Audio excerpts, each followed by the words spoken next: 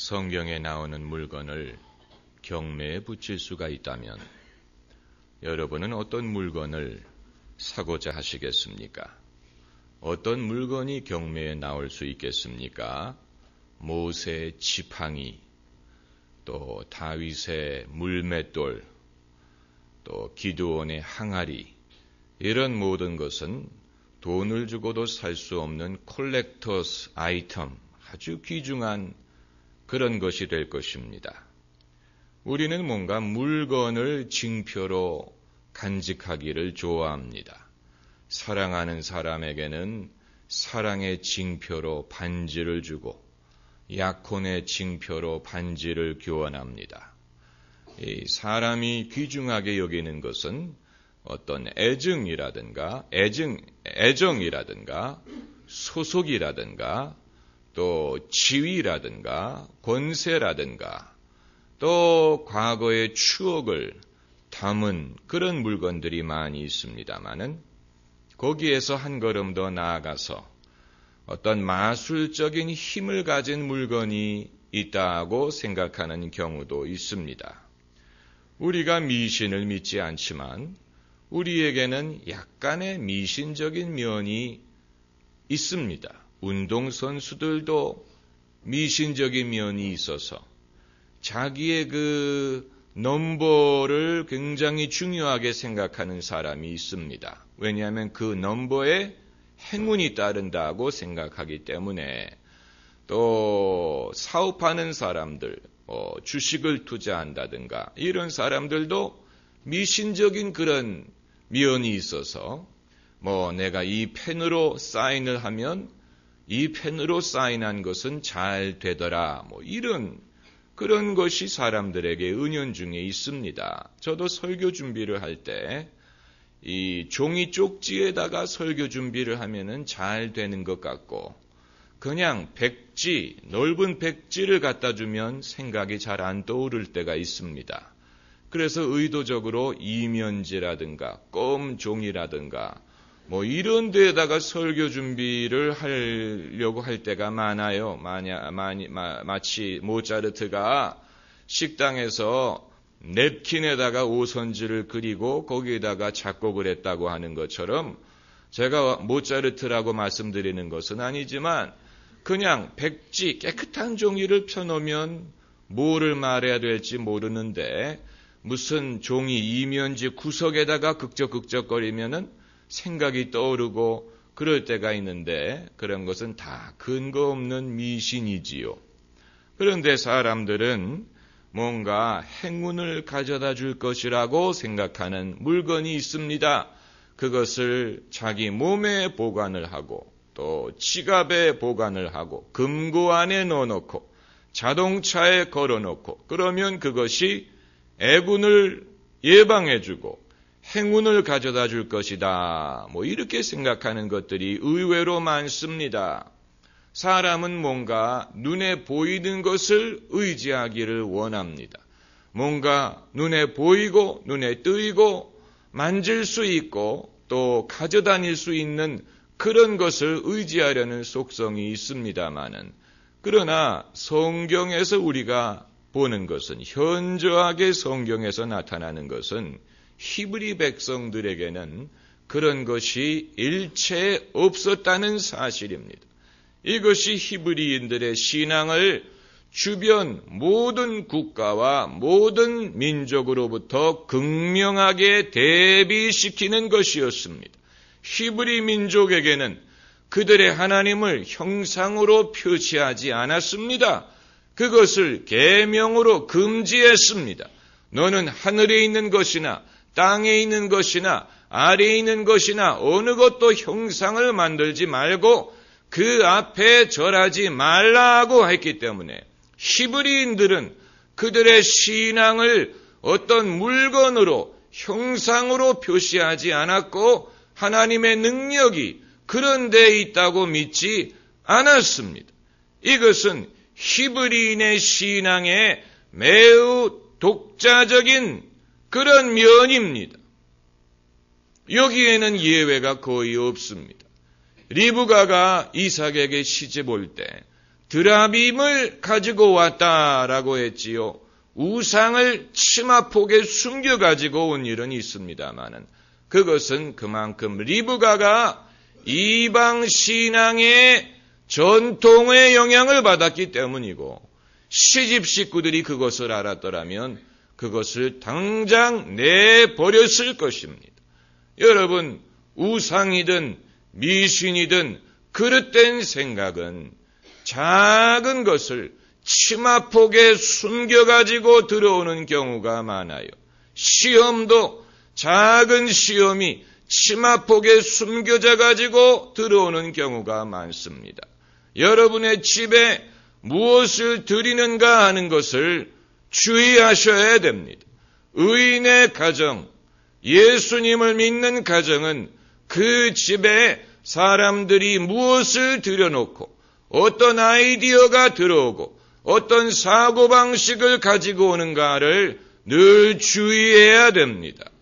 오직 나와 내 집은 여호와를 섬기겠노라고 말한 것처럼, 또 유월절 어린 양을 잡아서 그 피를 집에 인방과 문설주에 바른 것처럼, 그랬더니 멸망케 하는 자가 그 집에 들어오지 못하게 한 것처럼, 우리는 하나님의 어린 양 예수 그리스도의 보혈을 의지해서, 예수님의 보혈을 의지해서 멸망케 하는 자가 집 안에 들어오지 못하고, 악한 세력이 집에 들어오지 못하고, 주님이 우리를 보호하시고 어린 자녀들의 앞길을 지키시고 가정을 지켜주실 줄을 믿는 것입니다. 할렐루야.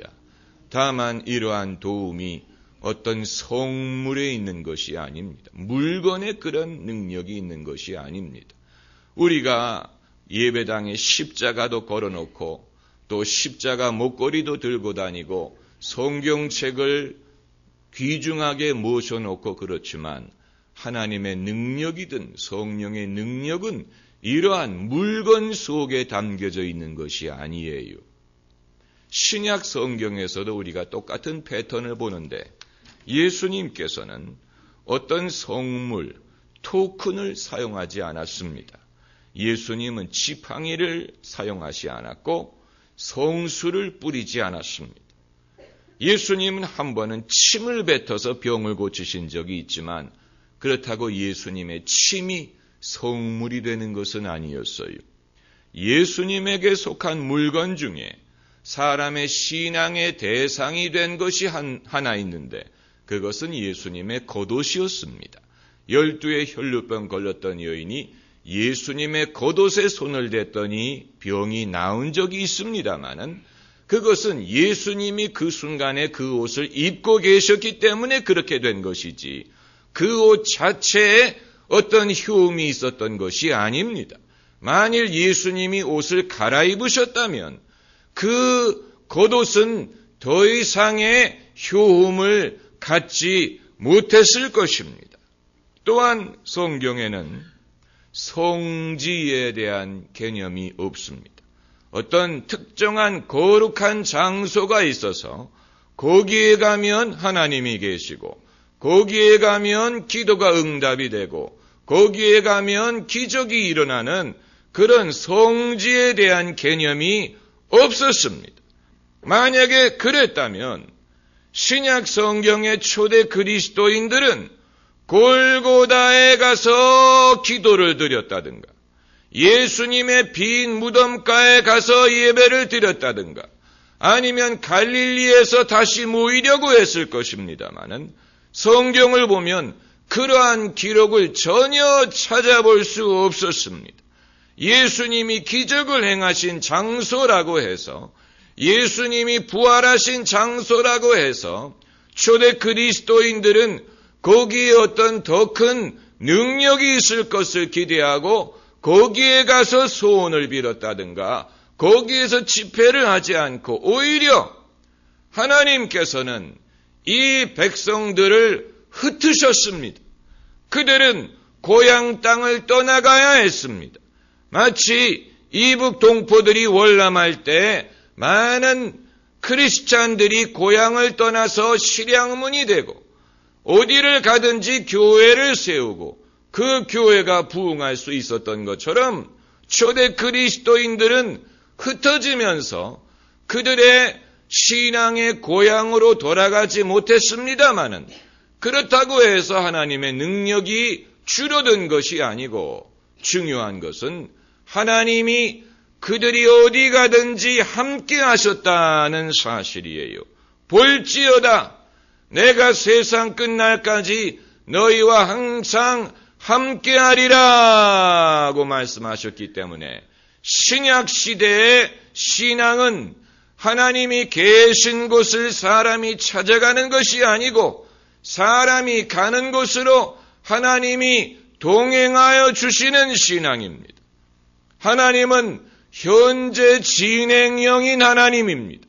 그러므로 과거에 하나님이 일하셨던 곳, 과거에 일하셨던 방법을 사람들이 고수하는 것이 아니고 하나님은 현재 진행형의 하나님이기 때문에 지금 하나님이 하시는 이 일과 지금 하나님이 주시는 말씀과 지금 하나님이 역사하시는 장소를 우리가 분별해야 될 필요가 있고 물이 흐르는 것처럼 하나님의 역사는 늘 흐릅니다. 한 곳에 머물러 있지 않습니다. 이것을 잘 보여주는 상징적인 것이 구름기둥과 불기둥입니다.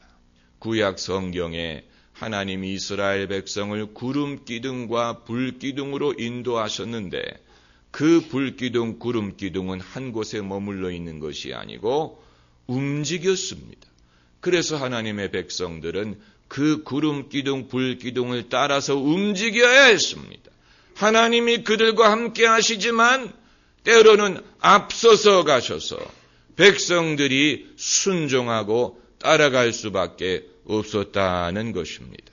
교회가 언제 영적인 침체에 빠지기 시작하느냐? 구름기둥, 불기둥을 따라가기를 거부하고 여기가 좋사오니 우리는 이런 전통을 가지고 있고 우리는 이런 식으로 하는 교회고 우리는 과거에도 그랬고 지금도 그렇고 앞으로도 그럴 것이다 라고 과거의 방식과 전통을 주장하게 될 때 교회는 더 이상 현재 진행형인 하나님의 역사와 성령의 인도를 따라갈 수가 없는 것입니다. 그때부터는 사람이 주인이 되고 전통이 다스리고 관습에 의해서 움직이는 교회가 되어버리고 마는데 여러분 하나님의 은혜는